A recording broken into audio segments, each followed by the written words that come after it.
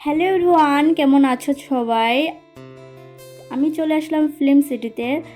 চলো, ফিল্ম তো দেখবো না আজকে, এটা পুরো ডেকোরেশনটা কিভাবে করেছে সেটাই আমি শেয়ার করব তোমাদের সাথে। আমি জানি আমার আগে এই ধরনের ভিডিও অনেকে পোস্ট করে নিয়েছে। আমি এখানে থেকেও আমি ভিডিওটা করতে পারলাম না, কারণ আমি প্রচুর ব্যস্ততার মধ্যে ছিলাম তার জন্য।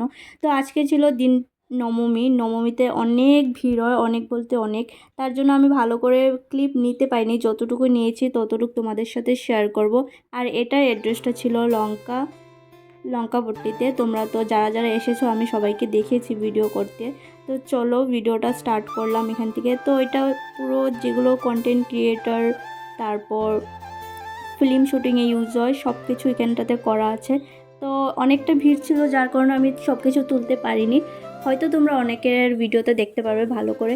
তো যা যা ছিল আমি একবার বলে দিই। এখানে কন্টেন্ট ক্রিয়েটার মিট আপ ছিল, ইউটিউব, ফেসবুক, ইনস্টাগ্রাম, তারপর ছিল কौन बनेगा करोड़पति। আর বাই দ্য ওয়ে এখানটাতে রেড কার্পেটও ছিল, যেটাতে আমি ফটো ভিডিও সেদিন করতে পারিনি, পরে করেছি, সেদিন আর করতে পারিনি। আর এখানটাতে আমি একটু প্যান্ডেলটা দেখছিলাম, সিম্পল হয়েছে, অনেক সুন্দর হয়েছে। আমার কাছে সিম্পল আর ইউনিকটা বেশি লেগেছে।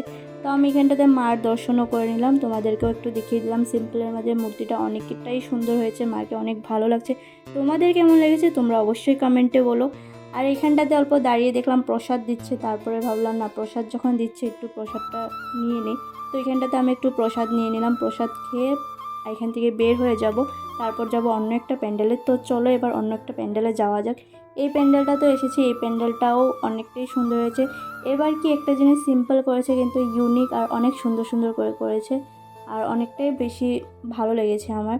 তো আমার এখানটাতে প্রচণ্ড টায়ার্ড ছিলাম পুরো দিন ব্যস্ততার মধ্যে। তারপর রাতের বেলা আর ভালো লাগে না, তাও যে কটা দেখেছি করেছি, একটু একটু করে ক্লিপ নিয়েছি, যাতে আমি পরে হয়তো ভিডিও এডিট করি যদি, তো থেকে যাবে।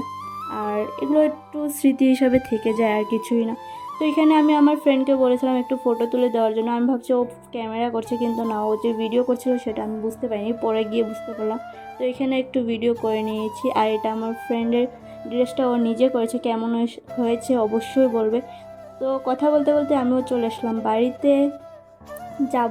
বাড়িতে যাইনি, বাড়ি যাব তার জন্য। আর রাস্তাটা পুরোই ফাঁকা হয়ে গেছে, কারণ অনেকটা রাত হয়ে গেছিলো তার জন্য।